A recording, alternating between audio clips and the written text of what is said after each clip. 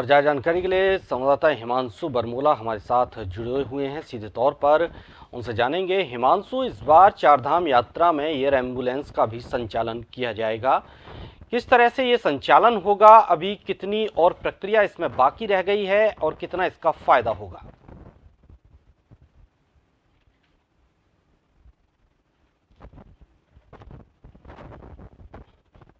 सभी विभाग अपने स्तर पर तैयारियां कर रहे हैं, तो ऐसे में स्वास्थ्य विभाग ने और राज्य सरकार ने एक पहल की है और इस दौरान अब यात्रियों की व्यवस्था के लिए अगर बीच रास्ते पर कहीं पर जरूरत पड़ती है तो तुरंत रेफर नहीं किया जा सकता। तो ऐसे मामलों में एयर एम्बुलेंस के लिए अब राज्य सरकार पहल कर रही है। राज्य सरकार और केंद्र सरकार एक एमओयू साइन करेगी और जल्दी एक करार साइन करेगी, जिसके तहत चाहे केदारनाथ की बात की जाए और यमुनोत्री की बात की जाए, क्योंकि ये पैदल रास्ते हैं और यहाँ पर काफी किलोमीटर पैदल चलना पड़ता है। ऐसे में तीर्थयात्रियों को बीच रास्ते में स्ट्रोक ना आ जाए, हृदयघात की समस्या ना आ जाए, तो ऐसे में उन्हें नीचे लाना, यानी कि जो निचले इलाके होते हैं वहां पर लाना मुश्किल हो जाता है। तो ऐसे में एयर एम्बुलेंस उपयोगी साबित होगी। इसी के तहत एयर एम्बुलेंस को लेकर राज्य सरकार और जो केंद्र सरकार है उनमें व्यय की भी व्यवस्था की गई है। 50-50% व्यय व्यवस्था की गई है। साथ ही साथ एयर एम्बुलेंस ऋषिकेश में तैनात रहेगी, क्योंकि एम्स जो सेंटर है, एम्स हॉस्पिटल है, वो ऋषिकेश में, और इसी के तहत इसको ऋषिकेश में रखा जाएगा ताकि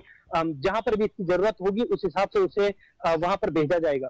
जी भान जी हिमांशु, अगर हम देखें चारधाम यात्रा में स्वास्थ्य व्यवस्थाओं को, तो पिछली बार जो चारधाम यात्रा थी और इस बार जो चारधाम यात्रा है, दोनों में स्वास्थ्य सुविधाओं को लेकर कितना फर्क है? पिछली बार की अपेक्षा इस बार क्या कुछ ज्यादा व्यवस्थाएं की गई हैं?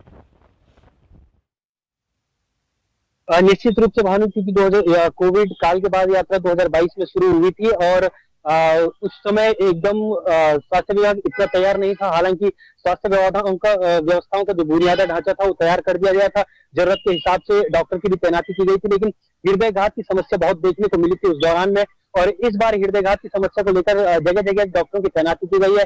स्वास्थ्य विभाग लगातार जो जो भी जिले हैं चारधाम यात्रा के तहत, उत्तरकाशी, रुद्रप्रयाग और चमोली, ये 3 जिले अहम पड़ाव है, अहम जिले हैं, क्योंकि चारधाम यात्रा इन्हीं जिलों में होती है।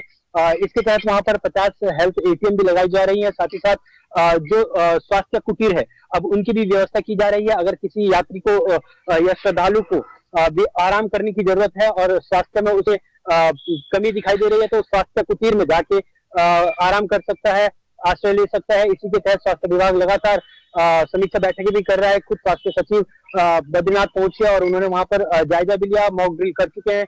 इसी के तहत बाकी जो तमाम विभाग की बात की जाए, चारधाम यात्रा के तहत जो भी तमाम विभाग हैं वो समीक्षा बैठक कर रहे हैं। आज खुद जो आपदा प्रबंधन विभाग है वो भी यहाँ पर टेबल टॉप